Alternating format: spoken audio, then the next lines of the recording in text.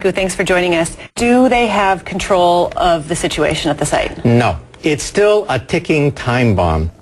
Officials will have their work cut out for them in Fukushima.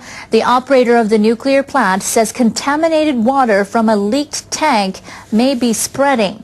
Workers detected a spike in the level of radioactivity in groundwater near the container.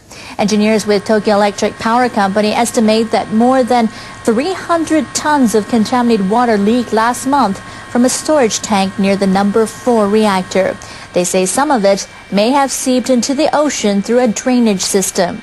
On Sunday, workers collected water from a new well that they dug near the tank. They found 3,200 becquerels of strontium and other radioactive substances per liter. That's 5 times higher than levels found last week in a sample taken from another well.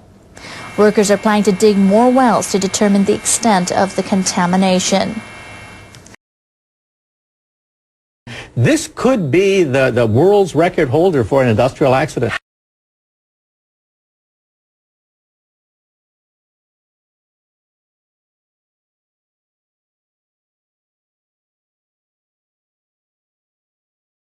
Americans think this crisis is over, or that some even think that maybe it's solved or it's contained. It's not. Japanese officials have filled in some of the details of their plan to deal with the crisis. They provided an outline of it to members of the International Atomic Energy Agency. Japanese leaders approved the plan last week. Ambassador Toshiro Ozawa presented it at IAEA meeting in Vienna. He said the build-up of radioactive water is the most urgent issue. So all the mythology of the accident has been turned upside down because utility has finally fessed up to how severe this accident really was. People in other countries, especially Japan's neighbors, are concerned about the problem. But in New York City, you can actually see it in the milk. I understand they expect us to carry out the plan successfully, and they want us to keep them up to date about the situation. We were told 3 partial meltdowns, don't worry about it. Now we know it was 100% core melt in all 3 reactors. Radiation, minimal that was released. Now we know it was comparable to the radiation at Chernobyl. Japanese officials plan to update the IAEA next week about the current situation at the plant. Officials from Japan's fisheries agency are calling for talks with their counterparts in South Korea. They want to discuss a ban on imports of seafood from Fukushima and 7 other prefectures.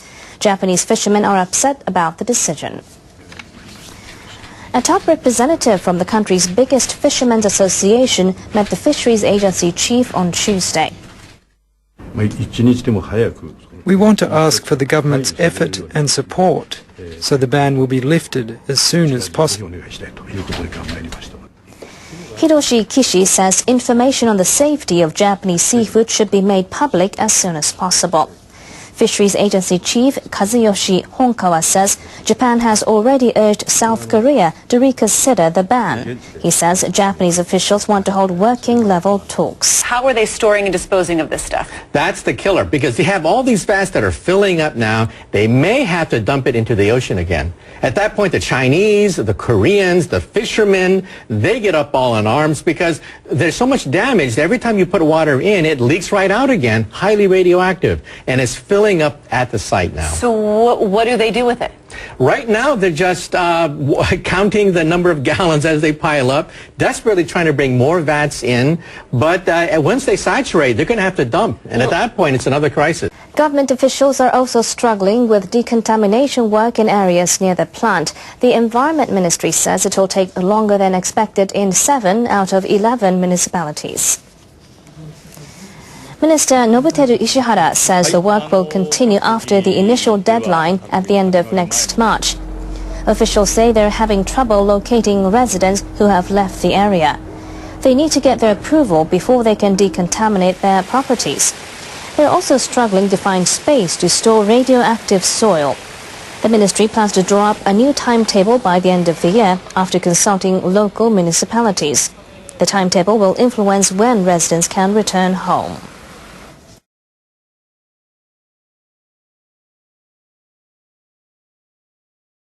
I'm a physicist, and we tried to reconstruct the accident in our computers given the feeble amount of information they gave us. We knew it was much more severe than they were saying because radiation was coming out left and right.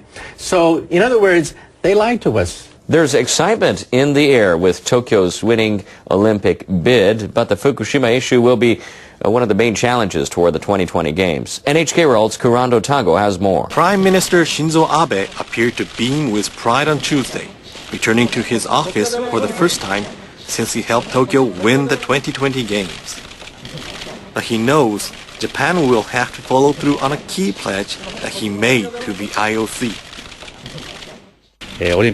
From now on, we'll focus on making the Olympics in 2020 a success, and will play a responsible role in tackling the radioactive water at Fukushima. Right, this could be the granddaddy of all industrial accidents. As we promised in Buenos Aires. Abe is banking on the Olympics to boost the economy and attract more tourists to the country. The number of visitors dropped nearly 30% in the aftermath of the 2011 disasters. Tourism now is on the mend. Thanks in part to a weaker yen, July saw a record 1 million foreign visitors come to Japan.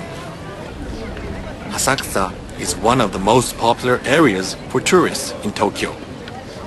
Many welcomed the IOC's decision to award the city the 2020 Olympics. We still have 7 more years, so I think the Japanese government will do a good work, so everything's going to be good for the future. I'm just hoping that from a historical point we can look back on it after it's all said and done and say that Japan did do the right thing by hosting it, and they did an excellent job in balancing that with the needs of the Japanese people during this time of crisis. The accident could start all over again. It's like hanging by your fingernails. Yeah, it's stable, but you're hanging by your fingernails. Professor Hidenori Tomozoe heads Waseda University's School of Sports Sciences. He says the government needs to act on its words and ensure the Olympics will benefit the people affected by the March 2011 disasters.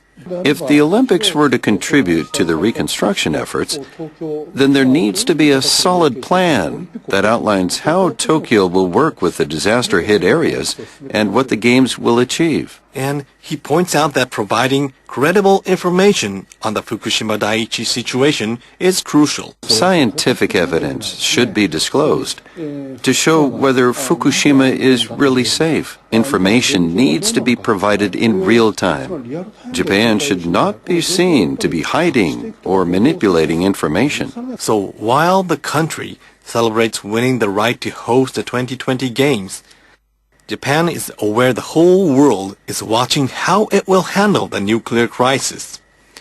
Though the Olympics are still 7 years away, the government needs to act now and speed up efforts to resolve the issues at Fukushima Daiichi. They knew how much radiation was coming out. They knew the danger. They knew how much core melting was taking place, but they tried to put a happy face on it. The government is gearing up to deal with the leakage. A panel of cabinet ministers has held their first meeting to accelerate a solution. We are gathering all the available knowledge from experts both at home and abroad to create an effective solution to the contaminated water issue. The government has already decided to spend about $470 million of taxpayers' money to deal with the issue. The panel has decided to identify potential risk factors and compile necessary countermeasures before the end of this year.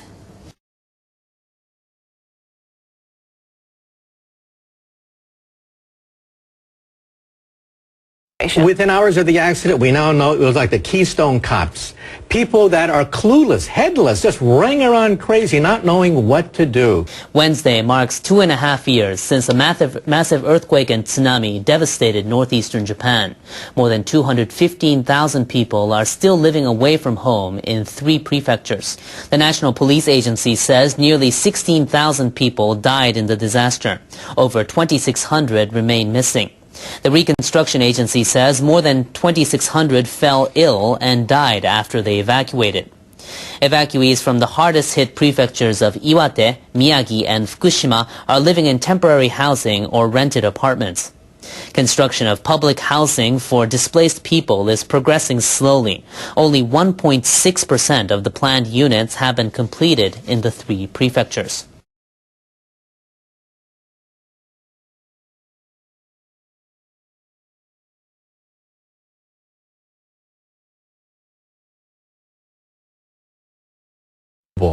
And as far as evacuation, 12 miles, that's it. You don't have to evacuate beyond 12 miles.